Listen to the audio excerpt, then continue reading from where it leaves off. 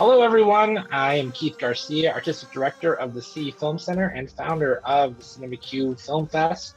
Welcome back from just having watched Todd Stephens' amazing Swan song. Hope you all really enjoyed it. Round of applause for this fantastic film, which, Todd will pick up on that energy, I'm pretty sure. But I wanted to thank you all for attending this film in person. Remind you, this is part of CinemaQ. This is our kickoff film before we get to the festival later this month, August 26th to the 29th. And as just a special addition to this screening tonight, we are lucky enough to have a post-film Q&A with the writer-director of Swan Song, Todd Stephens. Hello, Todd. Hi, hey, thanks for having me. In this capacity, soon we'll be back to in person. Yeah. But for the here and now, we've just watched Swan Song. Tell us a little bit about how this film came together, and I'll talk a little bit about the kind of Ohio trilogy that you've put together over the years. But this particular slice of the story, how did this come into your radar, into your life?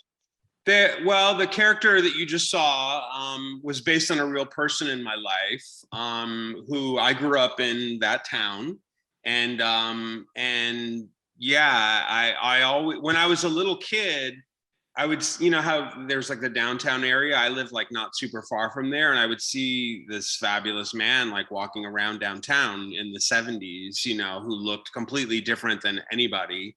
And was like kind of like an alien beamed into Sandusky, who I really like was fascinated by and really related to, because I felt like an alien too, to some extent. And years and years later, when I got up the nerve to go to the Universal Fruit and Nut Company, which actually was the best gay bar in the history of the world, I don't mean to offend anybody, but there was Pat, like the first time I went in, something was sparkly, glittery, shiny, and I looked, and there was this man that I had seen, when I was a kid. So I kind of like knew, like, wow, that I'm home, and so I always was fascinated by him. I moved away to New York City not long after, and I never really got to know Pat very well. But I was always really, I'm kind of like the Michael Urie character in the film. Like, even though I never really knew you, I want you to know that you changed my life, So to me, all the hairdressers, florists, the small town queens that have the courage to be themselves, are who, we stand on their shoulders and they pave the way, and so I always wanted to make an homage to that sort of generation and to that man specifically, I actually wrote a Mr. Pat character in my first film a million years ago, Edge of 17. And we could not find, I wrote it as like my characters, that was like my autobiographical coming out story. And I wrote it as like my character's mentor, and we could not find anybody. We could not find the right an actor to play the part that was like that. It was a really hard part to cast, and we just couldn't find the right person for the part. So there was a part that Leah Delaria played that was who worked with my character in the amusement park, and she originally had a smaller part. We wound up like kind of giving her all the Mr. Pat scenes. So for many, many years, I always kind of had this movie in the back of my head, basically. And, Udo Kier has been around for a good long time, but of course, back when you did Edge of 17, he was different and maybe not even and possibly even in your radar. But how did Udo become the actor that fit Pat the way that you wanted him to? It took, when we made this film, like we spent like a year and a half trying to cast the same kind of casting problem, and we had some A-list people interested in this and that, But one of my casting directors suggested Udo, and as soon as she did, I was like, oh my God. I mean, because I just wouldn't have thought of like an actor with a German accent to play the part originally, because you know, the real Mr. Pat was not from Germany. But the more I thought about it, the more I realized that he was perfect. And also as time went on, the more I realized that I wanted the part to be played by a queer actor, you know? And I just felt like I wanted all of the queer parts for this particular film to be played by queer actors. And I went out to Palm Springs where Udo lives and met him, and we hung out and we just really clicked. And he got involved in a Kickstarter campaign that helped make the film happen. And by the time we shot the movie, we were like good friends, you know. And now he's like family, you know. So yeah, I mean, I can't think of anybody else on the planet that like could have pulled off that suit and you know, and every day I watched him, I felt like I was watching a masterclass in acting, you know. I mean, he's just like so subtle and just so real. And like, I think we wisely didn't make it like over the top, you know, the character, and didn't try to like push it. You know, sometimes I feel like that's sometimes some non-queer actors playing queer parts. It's like they're trying too hard, and we definitely didn't want to do that. You know, so yeah, I just can't imagine anybody else having played the part at this point. Well, and it's really great because I mean, you know, Udo over the decades, we can say decades with his career, Centuries, you know, centuries, you know, has essentially been a queer icon, you know, from working with Andy Warhol and you know, those like Andy Warhol's Dracula, etc., and just everything. It was his entire life has been touched by you know, queer iconography. That yes, absolutely. There's a subtlety to how we've always kind of known Udo as queer to also fitting into the Pat part without having to be over the top. Like you said, it's straight actors in a role do the like, oh, should I be mincing? Should I, you know, whatever? And that's where we get very cringy, where we're just like, no, that's not. Exactly right. That's not to say that straight actors can't be great playing gay parts, because there certainly have been and are. Yeah. And I don't really personally believe in like a litmus test for it, you know. But yeah, of course. But I mean, some people do, and it's a really interesting conversation. But yeah, I agree. And for this part, you know, I wanted somebody who had lived that life and who had knew what it was like to lose friends to AIDS and live through, you know, that whole experience, and didn't really have to like fake it or act it, could just be it. Exactly. Well, I want to go a little bit further into Swan Song, but I want to cast back a little bit to your previous works. Your first film as a writer, you did not direct it, but still fantastic. The 1998 Edge of 17, which, as you just mentioned, was basically your coming out story. Yeah. And kind of the start of what's been called like an Ohio trilogy. You know, if we look at Edge of 17 as this teenage side, we skip up a little bit to 2001's Gypsy 83, which is a bit of the maybe leaving school, becoming an adult aspect, and then we jump all this way ahead to Swan Song, which is a Twilight and end of life era. How do you connect all three, and does this feel like the story of queer in Ohio that you've wanted to tell? Yeah, I feel like in a way part of it's like a commentary on or sort of like a study of being queer in my hometown and how it's changed over the years. You know, when we made Edge of 17, we decided that we weren't going to tell people it was a gay film. And I remember going into the script document and selecting the word Rod, character named Rod, and changing it to Rhonda and creating a fake script to give to people.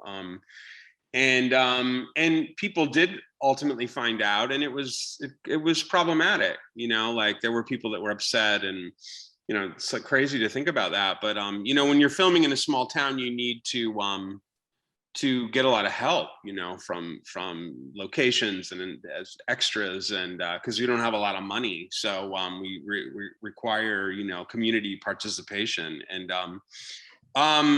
so it was difficult, and that film, a lot of it was about feeling like an outsider in that place and being bullied and just not fitting in, and Gypsy 83 also was like about wanting to get the hell out, and trying to find the place where you fit in, but the interesting thing about filming Swan Song is, like, when I went home that summer to shoot the movie, when I got there, they were doing their 3rd annual Gay Pride Festival, which like almost like made my head explode, It was great, but it was like, what? What happened, and that experience could not have been more different. It's like the whole community, they got involved and they helped. They knew Pat. So many people knew Pat. Oh, my grandmother went to him. My mother went to him. I mean, he really was like this legendary kind of person in the town, and beloved person. And so I think I'm trying to kind of show how far things have come and how things have changed, I think that's part of what connects the trilogy. I mean, loosely, they're just all about being queer in Sandusky, Ohio, and different phases of it. But I wanted to make. I didn't want to make being gay a conflict in this film that you just saw. It's like more like aging, and other things are more of the conflict. I mean, I think for Pat, it's almost a conflict for how things have changed and advanced over the years so much, that, it's really great that, for him, that men can be married and play catch with their son.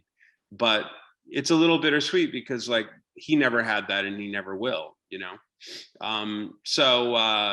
and I think that somebody like Pat is used to being different, and there's something that we lean into when we're different in that sort of situation that almost becomes part of our identity. I think he goes to that gas station to buy cigarettes, and he's kind of trying to get like a rise out of that guy, but the guy just doesn't give a shit. And and the woman picks him up in the car, and she's like probably a pretty conservative Christian woman, and they connect. So that I was trying to kind of show with those scenes that, like, this isn't about being persecuted or whatever for being gay. It's just not about that, and not that things are all perfect everywhere, but I can say in my hometown, you walk around downtown all the time, there's pride flags everywhere. It's just amazing how things have changed. So I think I'm trying to kind of comment on that to a certain extent. Yeah, and definitely. And I just rewatched Edge of 17 and Gypsy 83 this last weekend. And yeah, that is a noticeable difference. It's those have their key moments where it's like the gay reveal happens, where someone from the town is like, oh, right, how dare you? And of course, your characters have the good ability to maybe be terrified at first, but then also work through it to be like, well, fuck it, I'm gay and I'm better than this town. Exactly. And that's the thing when you contrast the Swan Song, where yes, Udo, you can see him trying to get the rise, and everyone's just like, it's 2021, like, right. Like, nobody gives a shit. Right. Yeah, exactly. Right. Which is really great. What made you, just going back a little bit, you wrote Edge of 17, did not direct that. What gave you the desire to write and direct Gypsy 83 and bring that to the screen? Coming from the writer's side.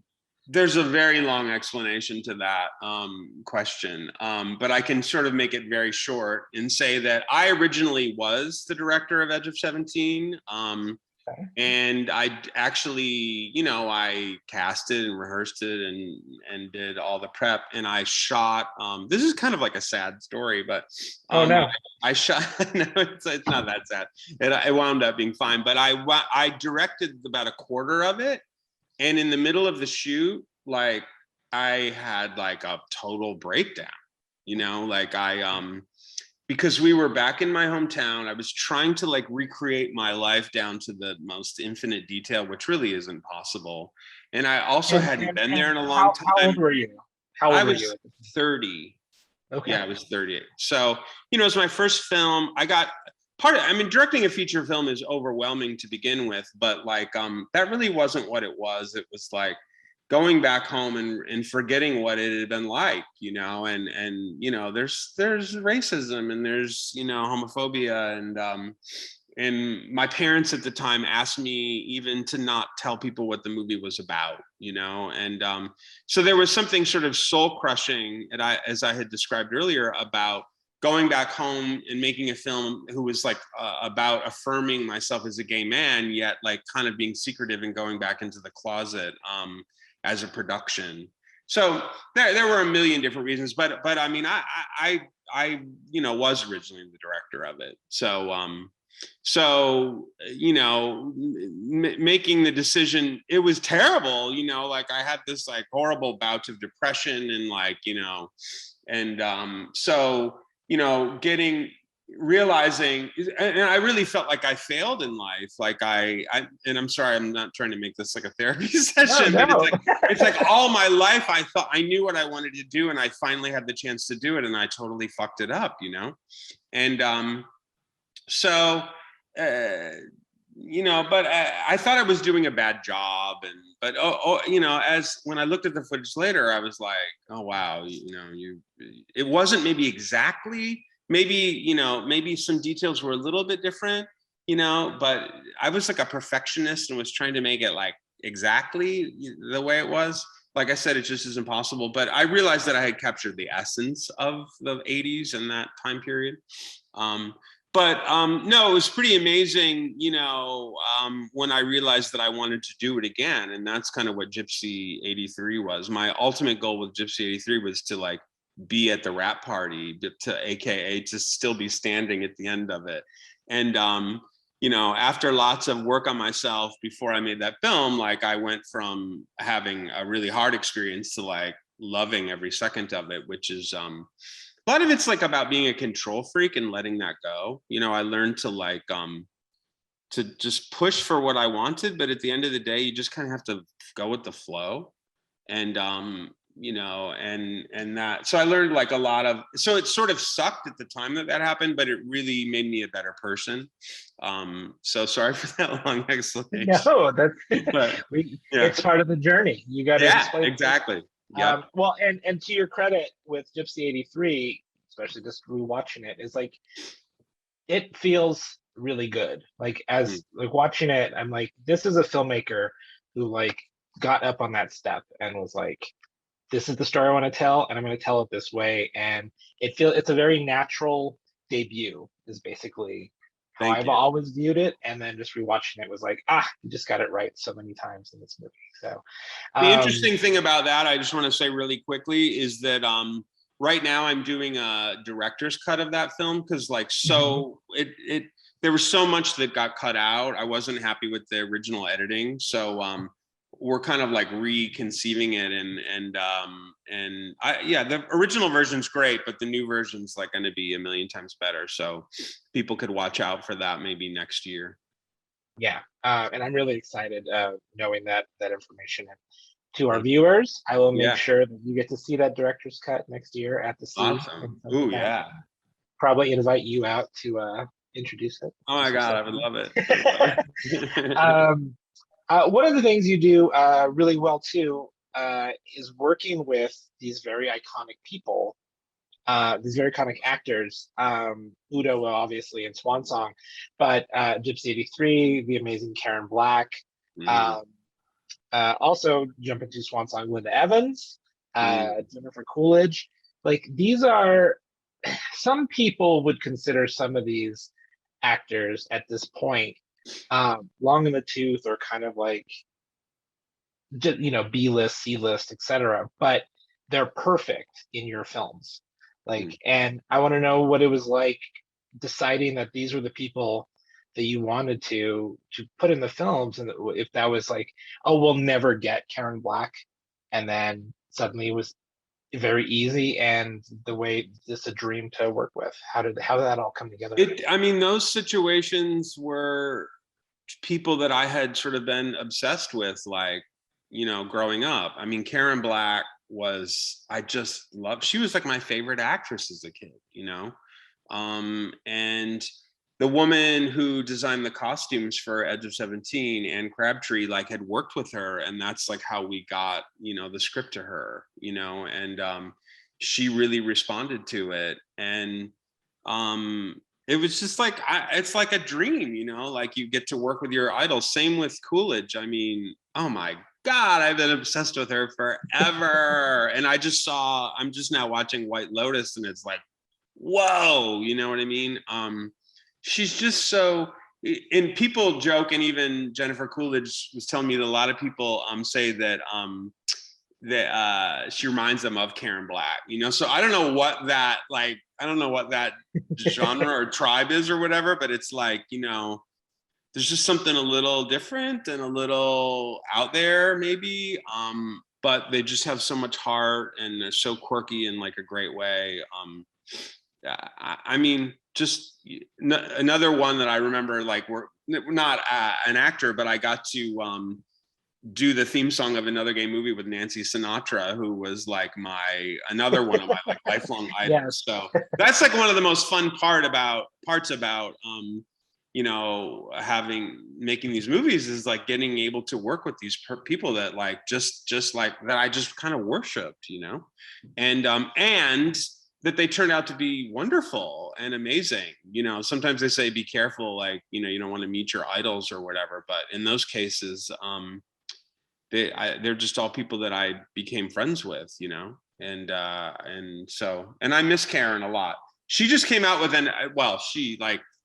she recorded an album in the 70s. She's like an amazing singer, and it just got released like a couple of days ago. So I encourage people to check it out. Like, Karen Black was an amazing singer. Yeah, it's really good. It's so good. It's so her, Yeah, I think people forget about her in Nashville. Yeah. Like that's a key like moment in cinema, and then it's just like, oh, she sings? Yes, of course. She sings. She wrote the songs. Wow, Yeah. Yeah. I miss Karen. And Linda Evans, I've seen her in the credits, knowing she was in that film, and then seeing how you were laying out that what her cameo essentially was going to be, or her role, not even just cameo, as the dearly departed ex-client of Udo.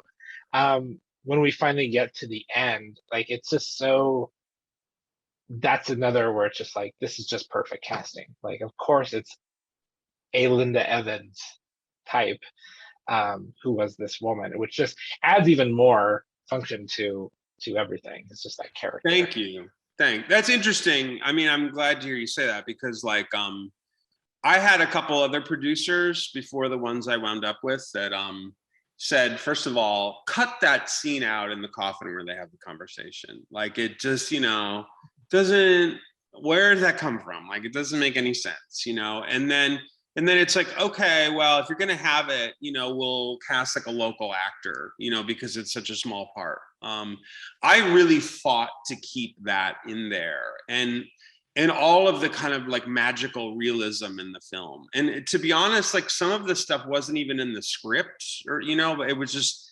stuff that the way that the scene with Eunice like worked out, I didn't even write it that way, but I had the idea at the last minute, what if this was just not even real, and so we shot like a couple extra shots, and my brilliant editor figured out a great way to make it make sense, but I really wanted it to be not so straightforward and almost like this death dream, or it's like, is it real, is it not real, and I to me, that's part of my favorite stuff in the movie, is that and Udo inspired that, you know what I mean, like he really inspired that. And so that's what I say, how like I learned to like kind of go with the flow, it's like I just like went into the shoot, and you have a script and it's a blueprint, but then you just need to be open to like how the spirits are guiding you, and And so a lot of that stuff, you know, the whole scene in the theater that opens the movie, that was like Udo's idea. We shot at the very last minute, had no idea how we were going to use it, wasn't written as the opening.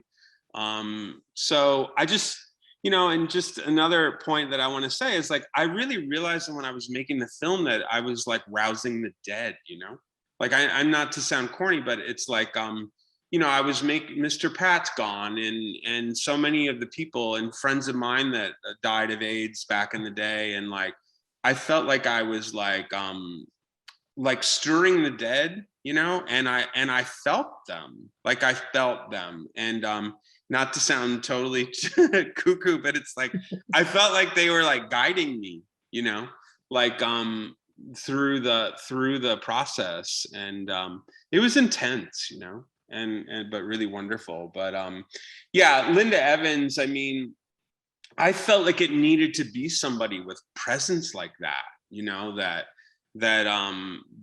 really, and you know, she's talked about throughout the whole film, so it's a small part, but it's like the whole driving force of the film in a way. And she was just so kind. I mean, Linda Evans, just so you know, is like the nicest person in the world. She is like the sweetest, most amazing sweetheart. And just for her to come and do it, and she didn't do it for money, obviously she doesn't need money, you know, but none of the actors did, you know. That's kind of a cool thing about making a movie like this, is nobody's doing it for the money, you know, they're doing it for the love of the project. So that's why you get cool people, you know, that you can get cool people involved. But yeah, and I had forgotten the whole thing with Rock Hudson and Dynasty, and how, you know, right before it was announced, right when it was announced that he had AIDS, that she, you know, had kissed him in a Dynasty episode, and she really like stood up and educated people, and you know, because back then people thought, God, can you get AIDS from somebody kissing you? And so anyway, Linda was just very moved by the script, and really wanted to be part of it. And she's just so wonderful. She's just wonderful. And she came out of retirement to do the movie. She hasn't worked in like 20 years, you know? So what an honor for me, you know? And beyond her speaking part of that too, just her presence in the coffin was just like, oh my God, I know. And honestly, she let us get that camera like way up in her face like that, and you know, looking dead, and like, you know, that takes guts. She had absolutely no, you know, do whatever you want, whatever you need, you know, like that. Yeah, I love her in the coffin. Like, yeah, she did, like, we shot all that in like one day, and so she was like having to change into these like different looks, and it was crazy. She was a real trooper. It was amazing. well, and I'm glad too that you fought for that sequence to stay in the film, because I hope the audience, having just watched this, are all still wiping their tears, is like, that really is a key moment that I think really changes the film, and also goes from just being quirky comedy to, well, you know, freaking squeezing your heart, and not Right. in a cheesy way, but in a like, oh yeah. And like you were saying too, with, you know, that film seemed to sort of be evoking raising the dead a little bit, and Mhm. which is a theme that I think is actually really nice, that connects back to your other films, especially Gypsy '83. You know, we have characters that, as you said too before this call, that you know, you were a former goth goth child. You know, that character in Gypsy '83, you know, is very in goth. They're playing in graveyards, and you know, someone makes a comment about, you know, do you think it's appropriate to be dancing in a graveyard? And he says, you got to dance when you're alive, you Right. know. And you know, having been a family, his family obviously had been taken away from him previously as an acknowledgement in the graveyard. And jumping to Swan Song, which, when we get into our twilight years, is when we have to really start thinking about death, and that connection with Linda Evans' character and Mr. Pat really kind of also brings about a surprise when we kind of forget, oh yeah, Mr. Pat is at that age. And then when we get our conclusion, it's definitely devastating, but because you've kind of guided us through this journey of life, be it in this film specifically, but also through the course of your career. It's much more of a rewarding devastation than a terrible one. Yeah, yeah, and the cool thing is that he did, you know, dance while he had this one last dance and went out, you know.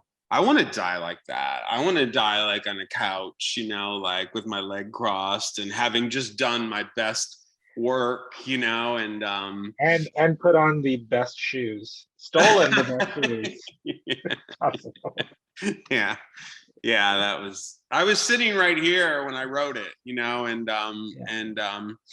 when I remember when I got that idea, I was like, holy shit, that's like, you know, like just to end with like a little, it's like sad, but it's like get that little bit of humor, and yeah, I love that. I love that. We had fun filming it too. Well, can you tell us a little bit about what you're working on now, where you're going after Swan Song? Yeah, I mean, taking the theme of kind of like dance while you can, which clearly is like a theme of mine. I didn't even realize, you know, you didn't even know what you're writing about half the time until you look back or talk to somebody like you, and it's like, oh, I guess I'm working some shit out, you know. But I've always wanted to do a TV show called Flamingos, which is about a gay retirement home in Florida. Kind of like a gay Golden Girls. So Nice. that's what I'm creating now, and the process of trying to pitch it and all that kind of stuff, you know. But yeah, so I've got a lot of crazy characters, and of course I wrote something for Udo and Jennifer and, you know, Linda and some of the other people. I love the idea of working. I love working with people, you know, repeatedly. Yeah, that's what I'm working on now. Yeah. Awesome. I think that's exciting, and I can't wait to see that. Thank you. Thank you. Did you have any, before we depart here, did you have anything else you wanted to say about the film to our audience? Or no, but just, I mean, thank you for watching it, and I appreciate you coming. You know, spread the word. It's gonna open in the theaters. I don't know if it's opening in Denver or not. I'll ask, but I hope so. But on August 6th, and then on demand like on the 13th. But you know, with all little indie films, the more you spread the word, the better it does at the beginning. The farther they'll release it and all that. But so yeah, just tell your friends if you liked it. Spread the word, and maybe I'll see you next year. You know, that would be awesome. Awesome. It's been amazing talking to you, Todd. Thank you so much for your work and for taking the time to speak with me and our audience today. Thank you, Keith. I really appreciate it. Thank you. And everyone in the audience, don't forget, CinemaQ will be virtual and launches on August 26th to the 29th. In your own home via our Eventive platform at denverfilm.org. Tickets and passes are available right now for that. And Swan Song, as Todd mentioned, does hit theaters beginning August 6th. If it doesn't reach Denver, you can guarantee I will bring it back once the FilmCenter reopens in October in some great capacity. And it is available on demand too, I believe, August 16th. So there we go. Thank you all for coming tonight, and we'll see you at our next screening, hopefully in person. Thanks. Thank you.